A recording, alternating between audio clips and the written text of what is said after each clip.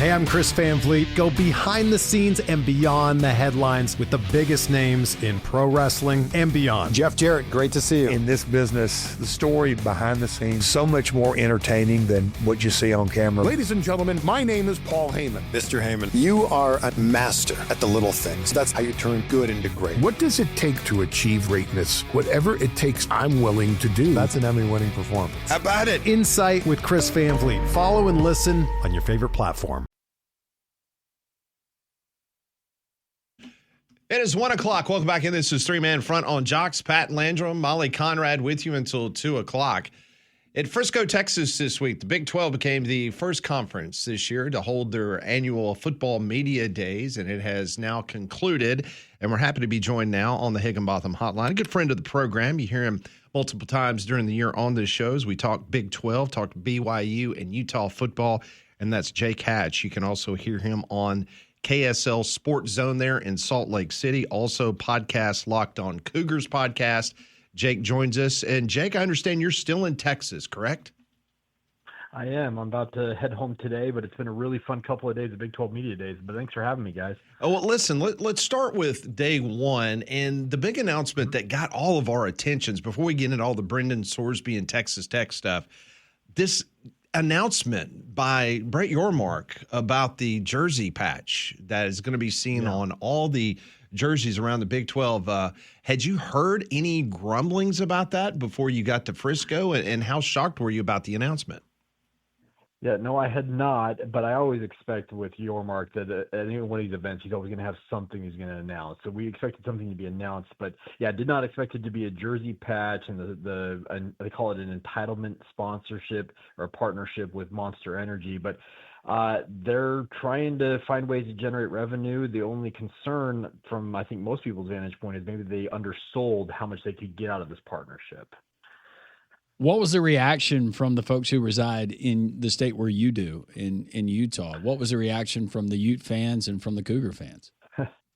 Well, I think by and large, most of them were on board with it because as Mark Harlan, Utah's AD, we talked to him at Big 12 Media, says, hey, it's $1 million more than we had yesterday. And that's okay. I acknowledge that's true. It's some extra money coming into your pocket. But the interesting part is that schools like Utah are affiliated with Pepsi, and Monster is a Coke brand. So they've had to have discussions with, and multiple schools in the Big 12 are like this. They have Pepsi brand partnerships, and that obviously could cause a little bit of an uproar. But based on the people that we talked to, they said they had those discussions with Pepsi, and everybody signed off on it because otherwise it wouldn't have been announced. But it is a very interesting dynamic, and I think that overall the fan base is, if you enjoy energy drinks, you're on board with it. If not, you're just like, okay, well, it's extra money, and it's going to be a green logo on your uniform.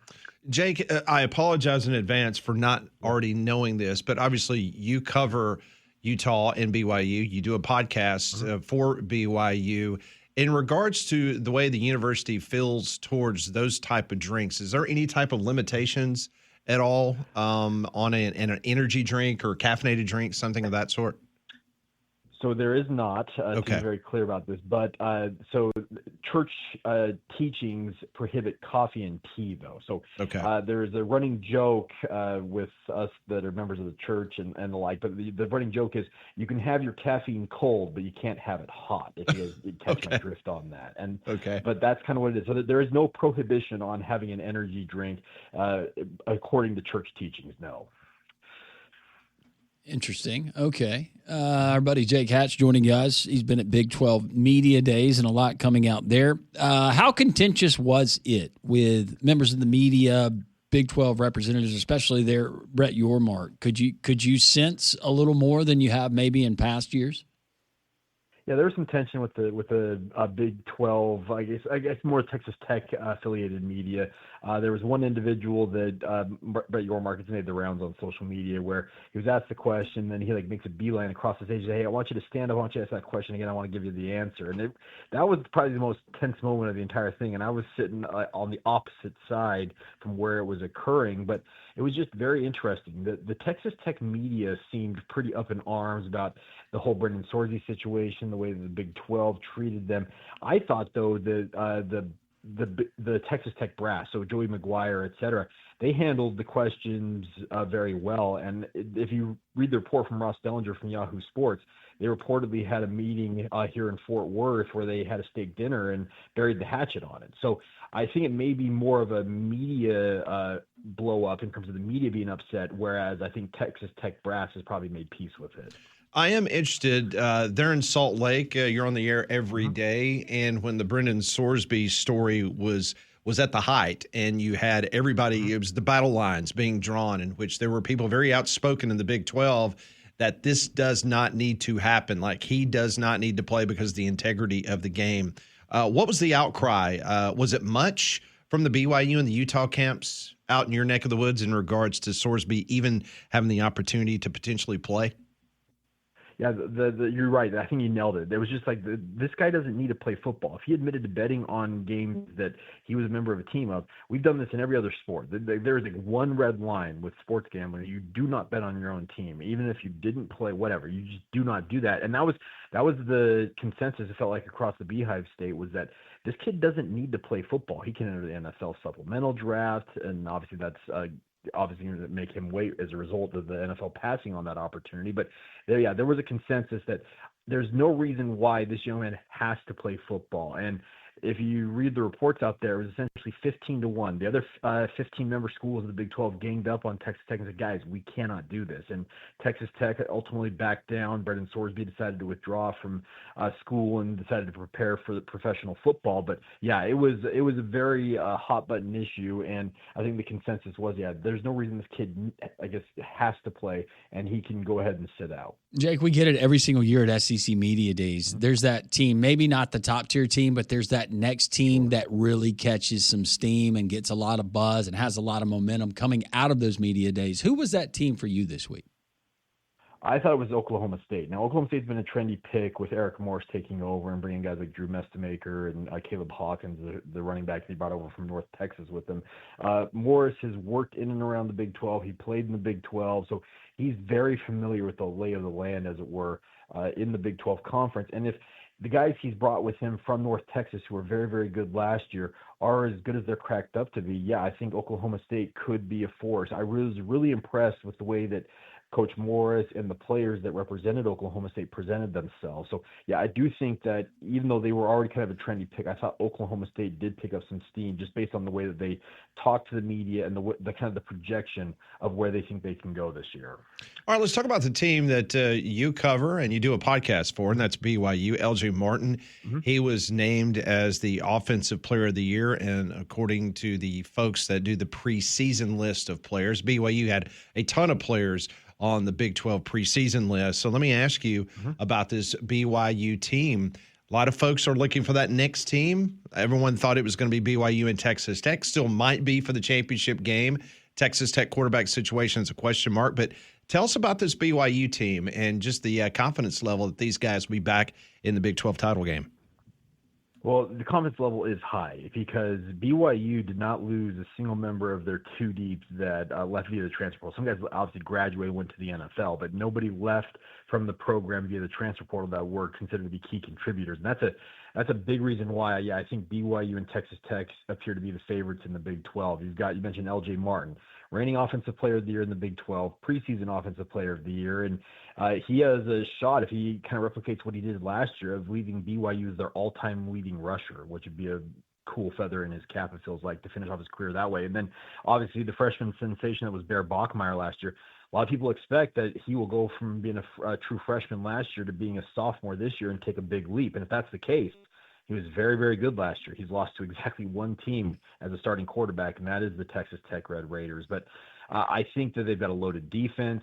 There are some question marks at wide receiver with most of their contributors there having graduated. But if they find some reliable pass catchers, BYU is going to be right there in the mix once again for the Big 12 crown. And Kalani Sitake said it himself. He said that we have to get over the hump, and getting over the hump in the Big 12 is beating Texas Tech because they were unable to do it last year, and it wasn't particularly close in either game. Jake, I'm curious, with the NIL at an institution like BYU, how much has it changed the way that Kalani Sitake recruits, and how much has it changed maybe some of those prospects and being more open to going to a place like BYU? it's opened the door quite a bit, actually. Now, BYU will always have their honor code, the stringent, like there's no sex, no alcohol, none of that stuff, and that obviously turns some guys off. But all three of you guys, and I know that money talks. So if you can go out and tell a kid, hey, we're playing high-level football here. We've had back-to-back double-digit win seasons. We played in the Big 12 title game last year. We're knocking on the door of the college football playoff. Those are all enticing things, but ultimately NIL and BYU's boosters have stepped up to the plate. I would say that BYU, if they're not the second highest funded program outside of Texas Tech in the Big 12, they're no worse than third. They have had a lot of high-level boosters who have got deep pockets, who have stepped to the forefront and are willing to give money to the program. And that's a huge reason why Kalani Sitake passed on the opportunity to go to Penn State, because he got the promises from BYU's administration and these boosters that they were going to boost his pay, but also took care of his assistant coaches and gave him, if the reports from On3 are true, somewhere between an extra $10 to $15 million in NIL funds to go out there and recruit with. So yeah, it's absolutely revolutionized how BYU recruits. I have to ask you about Utah, because Kyle Whittingham, as someone that we've interviewed multiple times on this show, utmost respect for Kyle and what he did there in Salt Lake City. Now a new regime comes in. What's the prognosis for this Utah team for 2026? So there's going to be a lot of continuity, because Morgan Scalley has been there almost the entirety of Kyle Whittingham's tenure, and he was the head coach in waiting. He was handling a lot of the stuff that Kyle Whittingham didn't want to handle in the final stanza of his time at Utah. So he's ready to step right in, I think, and be a very, very capable head coach in leading Utah. The question I have for Utah this year is, I didn't realize this until one of my buddies who covers these pointed this out. They're replacing the entirety of both their offensive and defensive lines. All 9 spots are going to be brand new starters this year. And this is a program that under Kyle Whittingham prided itself on being maybe, if not the most physical, one of the most physical teams in all of college football. They were going to beat you up, and they were going to do it in the trenches. That turnover has me questioning just a little bit about what the ceiling for Utah is. Now, if they have the right guys, they've recruited the right guys, and they step in and they're just fine, they're going to be great, because I think Devin Dampier is a very capable quarterback. They've got, I think, a very solid running back contingent. That's talking about their offense. But if you can't hold up in the trenches, you guys know this being down there in SEC country, you're going to be hard-pressed to win at a high level. So that is my major question mark. Is I think they've got a great coach. I think a lot of good skill players, but is their trench play up to snuff? That will determine how far they can go. A lot of those are characteristics about the next team that I'm going to ask you about, because I did not realize they had added a local product at running back in Mekhi Hughes. Talking about Willie Fritz and the Houston Cougars, they were pretty good last year.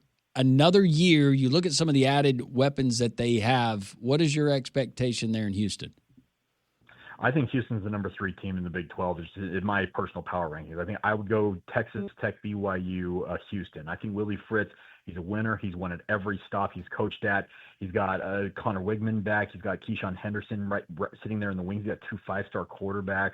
But you're right. They've got to obviously hold up in the trenches. But I talked with a couple of their linemen that were at Big 12 Media Days, and they were very open about the fact that, okay, yeah, we've got to be able to hold up in the trenches. But they look bigger, like in terms of the guys I've met and talked to.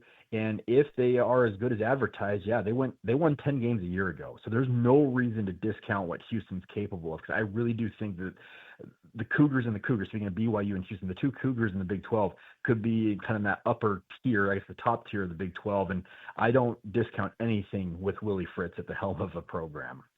Jake, I got to ask you about Deion Sanders. I saw the clip in which he kind of took a shot at The Athletic when David Ubben asked him a question about the video games and why Deion was not in the video games as a coach.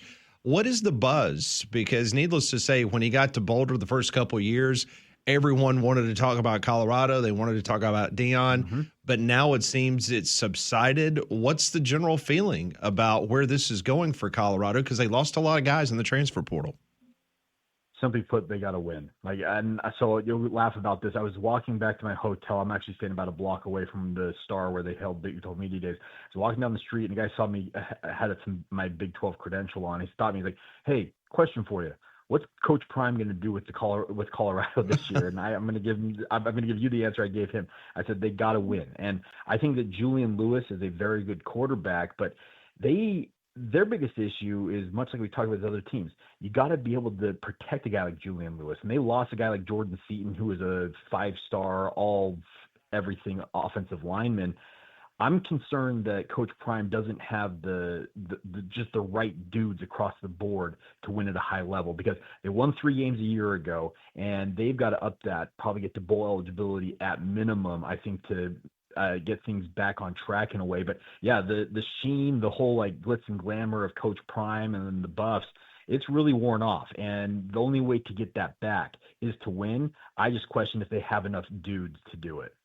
He is Jake Hatch. You can find him there at KSL, the Sports Zone, also the Locked On Cougars podcast, and all things we need to know Utah here in the great state of Alabama. Jake is our source. Jake, we appreciate the time. Thank you.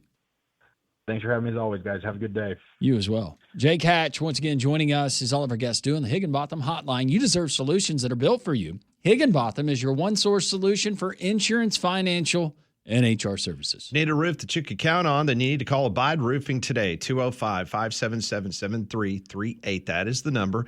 Whether your roof has been damaged by a recent storm, it's showing signs of age, or you simply want the peace of mind that comes with a quality roof over your head, the team at Abide Roofing, they're there to help you. I trusted Abide Roofing when I needed a brand new roof, and you should too. Quality workmanship. The roofs are built to last. It is what you can expect from Abide Roofing. From your first call to the final inspection, Abide Roofing always puts you first. You need to call them today, 205-577-7338.